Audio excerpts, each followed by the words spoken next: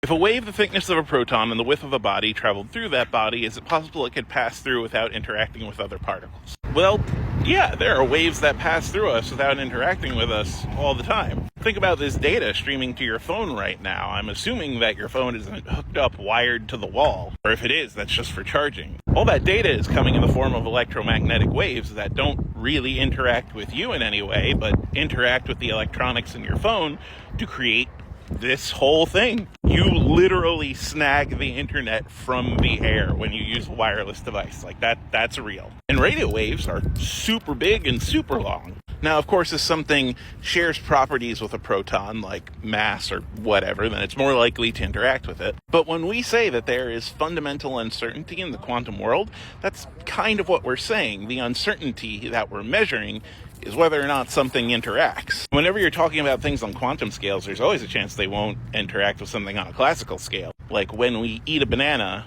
which gives off antimatter, yes, that it really does. Sometimes you could detect that same antimatter radiation from your mouth when you're chewing, and that means that antimatter particle isn't interacting with any of the other particles in the banana or the particles in your mouth and is getting to the detector. So yeah, there's always a chance, but to tell you exactly what those chances are, we'd need to know what the body is made of that it's passing through, what the frequency of the wave is. This is one of those, more information needed questions. I mean, the short answer is yes, there is a chance that it would pass through you and not interact with you at all.